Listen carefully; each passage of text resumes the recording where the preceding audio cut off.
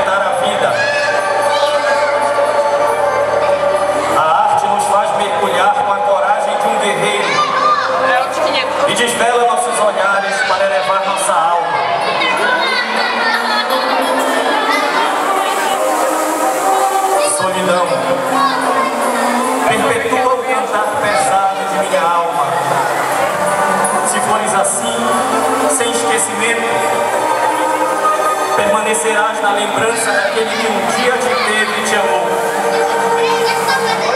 Queremos o agora dos nossos futuros. Queremos para nós aquilo que somos. Num verso, conta a minha história.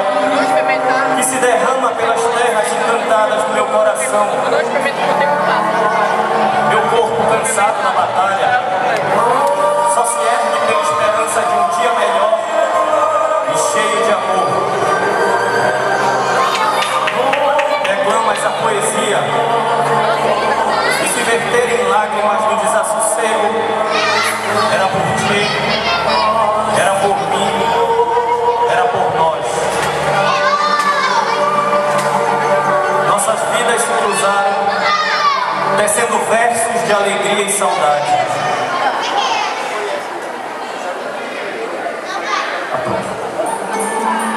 Porque o cinema tornou a vida mágica, capturou a poesia e nos trouxe a simplicidade de um velho e nobre vagabundo.